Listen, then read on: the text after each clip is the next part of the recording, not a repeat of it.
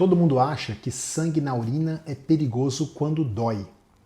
E, de certa forma, é justamente o contrário. O sangramento na urina que dói pode vir de uma cólica, de uma infecção, de um cálculo urinário. Quase sempre tem uma causa clara e tratável. Mas e o sangue que não dói? Aquele que aparece uma vez, duas vezes e que depois desaparece, depois some. O que fazer com isso? Esse é o que mais me preocupa, particularmente em um perfil específico de pacientes.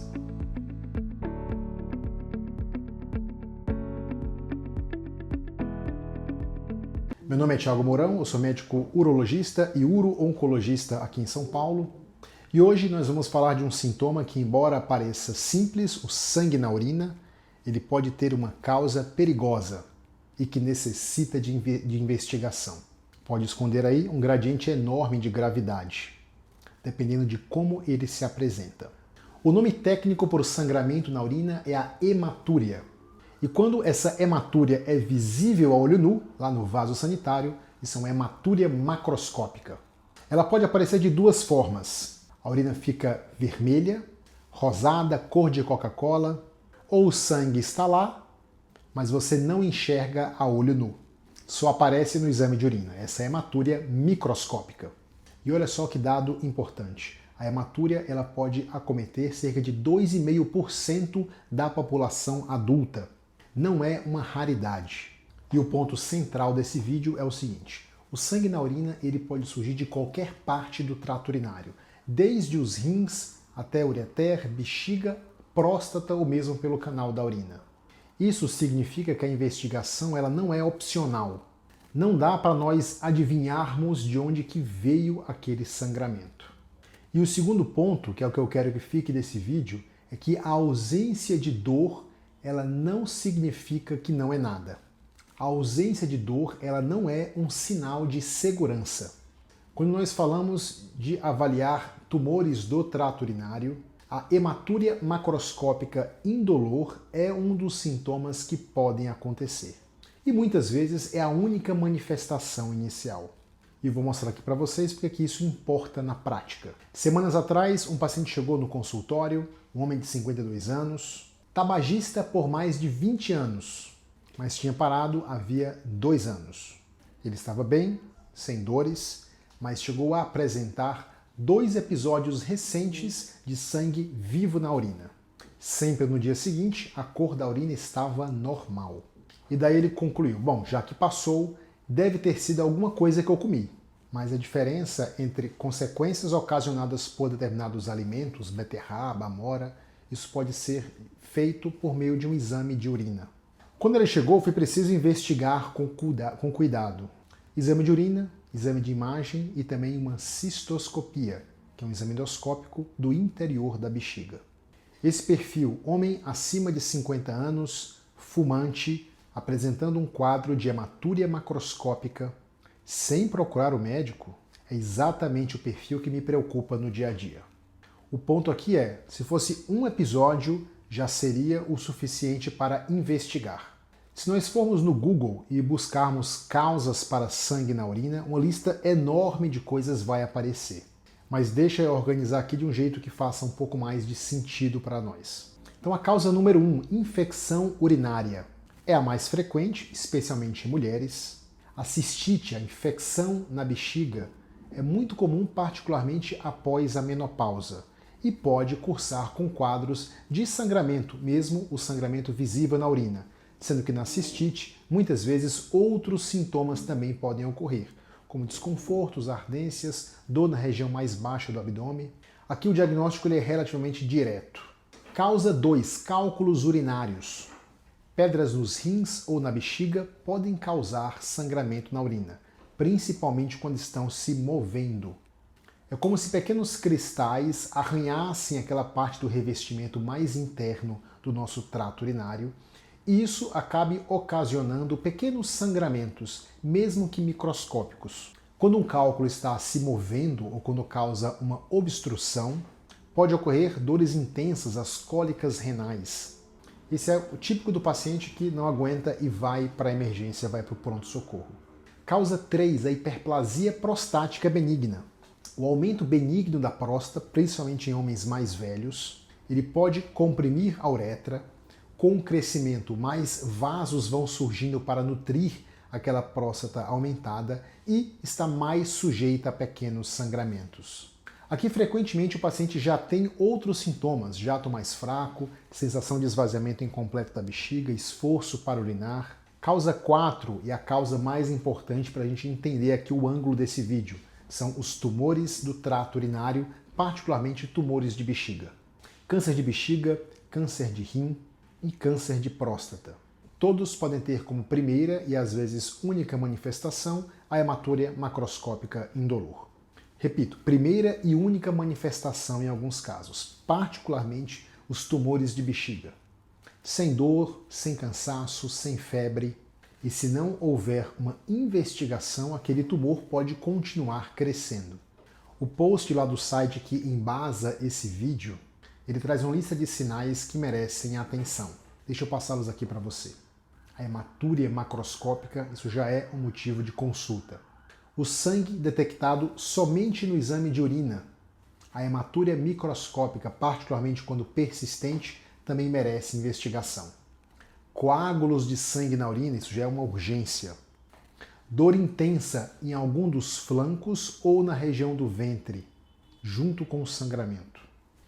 Perda de peso inexplicada em conjunto com essa hematúria. É um sinal que aumenta o risco de uma doença mais sistêmica. E febre acompanhado de sangue na urina, isso pode indicar uma infecção grave. E tem uma situação especial que eu quero destacar, que é o do homem acima de 50 anos, fumante ou com histórico de tabagismo, e que apresenta sangue na urina. Aqui deve sempre passar por uma avaliação urológica completa. Mesmo sem dor, mesmo que tenha sido um episódio único, nessa faixa etária, a probabilidade de causas mais sérias aumenta de forma significativa. E isso vale também para as mulheres acima de 50 anos, particularmente as mulheres que fumam. O tabagismo é um dos principais fatores para o surgimento dos cânceres de bexiga. Pelo menos metade dos pacientes com diagnóstico de câncer de bexiga tem uma associação com o tabagismo. E como que funciona então essa investigação? Nós começamos por essa história clínica detalhada. É importante avaliar exposição tanto ao tabagismo como também a alguns compostos químicos, indústria petrolífera, indústria têxtil, indústria química de um modo geral, entender o contexto familiar daquela pessoa, se tem histórico também de outras doenças parecidas na família, se utiliza algum tipo de anticoagulante ou remédio para afinar o sangue. Importante após isso colher um exame de urina tipo 1. Ele confirma a presença das hemácias no exame de urina e já dá pistas. Tem alguma infecção associada, tem muitos cristais, tem outras alterações, uma urocultura para avaliar alguma bactéria causando algum quadro infeccioso. Na sequência, os exames de imagem, que podem inclusive nós começarmos com o exame de ultrassom simples, com o exame de ultrassom das vias urinárias. E em algumas ocasiões, tomografia ou mesmo ressonância magnética.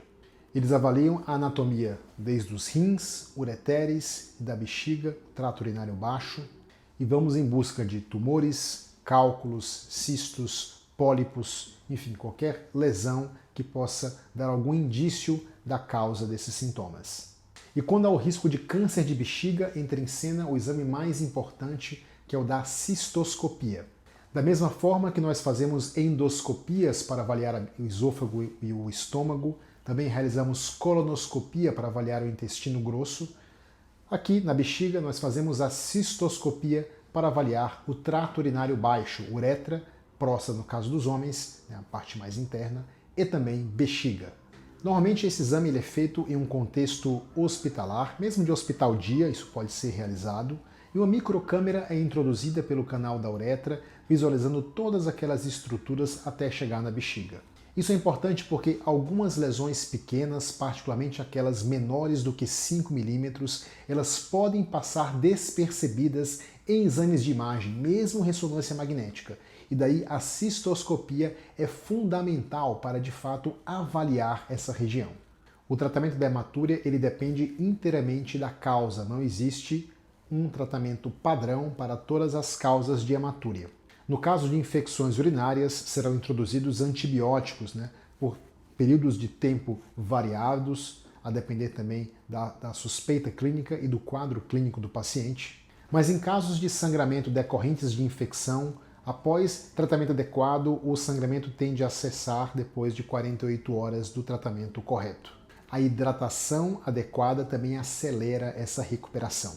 Cálculos pequenos, de até 5 milímetros em particular. Esses cálculos, frequentemente, eles podem ser eliminados de um modo espontâneo ou às vezes com a ajuda de alguns medicamentos, exceto se houverem complicações como suspeita de infecções associadas, dor persistente. Já pedras maiores podem necessitar de um tratamento cirúrgico endoscópico para a retirada, fragmentação e resolução da obstrução. Em situação de hiperplasia prostática benigna, como causa do sangramento, existem medicamentos que podem auxiliar nesse tipo de situação, mas em algumas situações, quando persistente, o tratamento cirúrgico ele pode ser a indicação daquele caso. A depender de fatores como condição do paciente, tamanho, volume da próstata, diferentes procedimentos eles podem ser recomendados. Desde alguns procedimentos endoscópicos até cirurgias mais complexas, como cirurgias robóticas. E tumores urológicos, aqui o tratamento ele é multidisciplinar. No caso de um tumor de bexiga, a etapa inicial será a ressecção endoscópica, a raspagem daquela lesão que muitas vezes aparece no formato de um pólipo. Essa ressecção ela retira toda a lesão, juntamente com uma pequena fatia da parede da bexiga para uma análise. Com isso, nós vamos diagnosticar o tipo de tumor, o grau e a agressividade daquele tumor, bem como determinar os passos seguintes. Quando o tumor urológico que está ocasionando o sangramento, ele surge na parte mais superior do trato urinário, particularmente nos rins, a depender da hipótese, se é um tumor que surgiu no revestimento interno do trato urinário ou se é um tumor que surgiu na parte da víscera, na parte sólida do rim, nós teremos condutas e orientações específicas para cada caso. Então nós não conseguimos saber, só pela questão do quadro da hematúria, qual que é a origem daquele problema. Ou mesmo se é uma origem benigna ou de uma suspeita de um tumor maligno.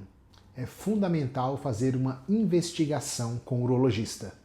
E sim, a maioria dos casos será benigno ou às vezes uma causa indeterminada, particularmente em algumas situações de microhematúria. Alguns pacientes têm uma tendência de apresentar esse quadro no exame, mesmo sem nenhum tipo de patologia que confirme a causa daquele achado.